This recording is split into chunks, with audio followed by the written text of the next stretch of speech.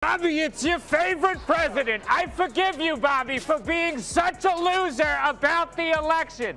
It's not your fault you were born with a low IQ. It's not your fault, Bobby. Believe me. Bobby, your favorite president won. Kamala lost. She lost so strongly. You were wrong. Robert De Niro just turned an ordinary sidewalk into the stage for Meet the MAGA, live via Unhinged. When a fired-up Trump supporter came charging at him, De Niro didn't miss a beat. He clapped back with a verbal haymaker so savage. It could close the Oscars. No script, no director's cut. Just pure, undiluted De Niro with zero patience for political cosplay. Here's the scene. A red-faced Trump fan barrels toward De Niro like he's auditioning for a Fox News. The musical, shouting nonsense, veins ready to burst, arms flailing with the energy of a Facebook comment section in human form. You know the type, all caps, no facts, but De Niro. Stone cold, not a flinch. The man stood there like he was waiting for a croissant, not getting screamed at by a walking rage tweet in khakis. And then he let loose. What came next wasn't a debate. It was a demolition. One sentence after another, De Niro verbally dismantled this guy like he was tearing down a bad script. The kind of clapback that makes you pause, rewind, and yell run it back like you just saw a highlight reel in real life. It was raw. It was real.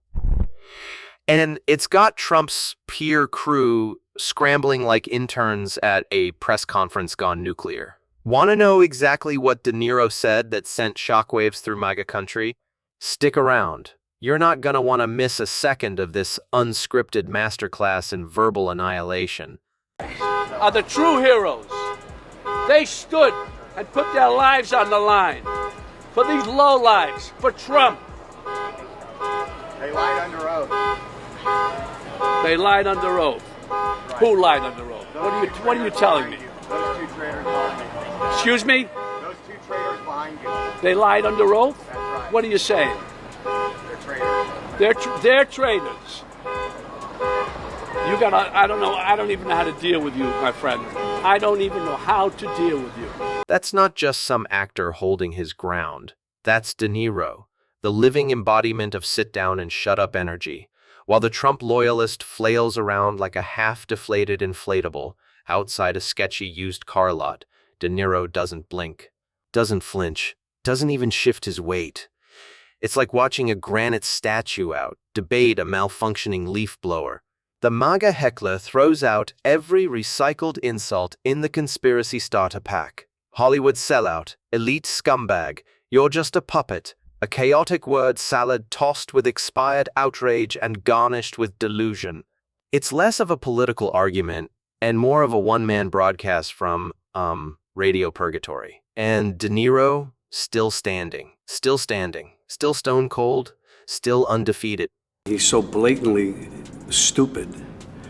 He's a punk, he's a dog, he's a pig, he's a con, a bullshit artist, a mutt who doesn't know what he's talking about, doesn't do his homework, doesn't care, thinks he's gaming society, doesn't pay his taxes. He's an idiot. Colin Powell said it best. He's a national disaster. He's an embarrassment to this country. It makes me so angry that this country has gotten to this point, that this fool, this bozo, has wound up where he has. Meanwhile, De Niro's just standing there like, kid, I've played mob bosses scarier than your entire Twitter timeline. This isn't his first brush with loud, unhinged nonsense. And let's be real, Trump's base has turned heckling into a full contact sport. But here's the beauty of it all. De Niro is completely, gloriously unfazed. The man has spent decades mastering the death glare and the subtle art of soul-crushing silence. You really think he's gonna blink at someone barking MAGA slogans they lifted off a Facebook meme with 12 likes and a minion graphic? Please! De Niro's been yelled at by Oscar. Winning directors on 3 hours of sleep and 4 shots of espresso? In multiple languages? This is light work. This is open McKnight for political tantrums. And De Niro, he's just waiting for his coffee. I don't mean to scare you, No, wait, maybe I do mean to scare you.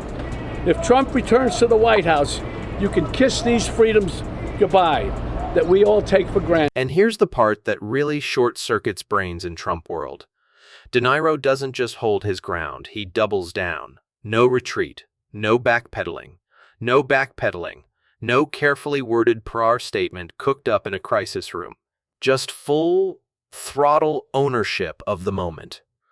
While most celebs duck and dodge controversy, De Niro leans in like he's been waiting for this exact showdown since 2016.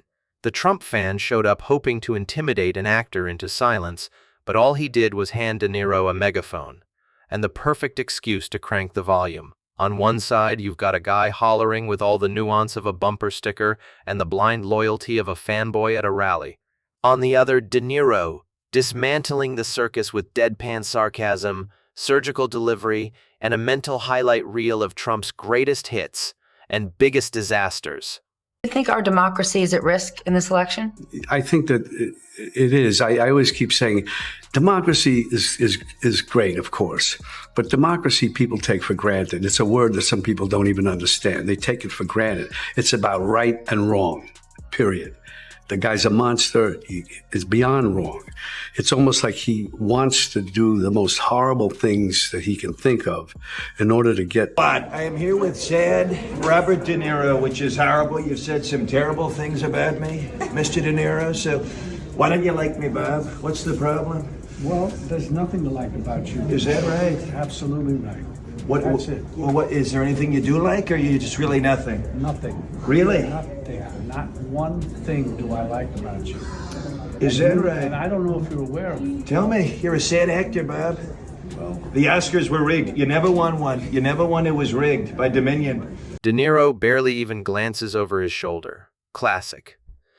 This isn't some cranky celebrity meltdown fueled by espresso and ego.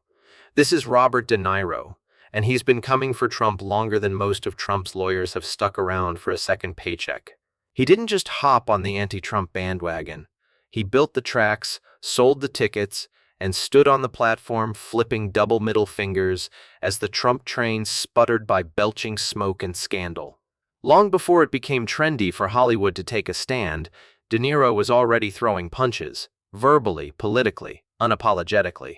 He's called Trump dangerous, unfit, un-American, and that was before the chaos of 2016 even began. While half of Hollywood whispered vague political platitudes or waited for a script to take a stance, De Niro was already out front like a one-man resistance battalion. No coy hints, no soft takes. He came in swinging. Name first, gloves off. He's so stupid. Look at the lame, inane things that he said. He's so stupid, he can't even say anything clever or smooth. He's a moron, but he's a scary one.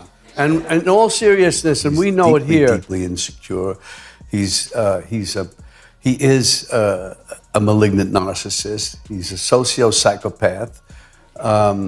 He's created some new language as far as describing somebody in his. De Niro turned award shows into national therapy sessions for a country deep in denial. Red carpets, he treated them like political minefields, and stomped through everyone with purpose. His interviews weren't soft, focus pure fluff. They were scheduled takedowns. Every mic he touched became another opportunity to verbally dismantle Trump with the precision of an iron chef on a vendetta against fascism. And let's be clear, De Niro doesn't mince words. He slices, dices, and flams them until there's nothing left but scorched talking points and a puddle of MAGA tears.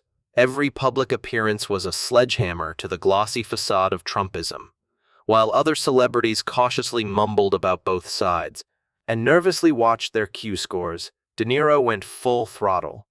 He didn't hedge, didn't soften the blow. He called Trump exactly what he was, a threat to democracy. And he did it while half the country still thought they were just watching a particularly unhinged season of The Apprentice. Backlash. He didn't flinch.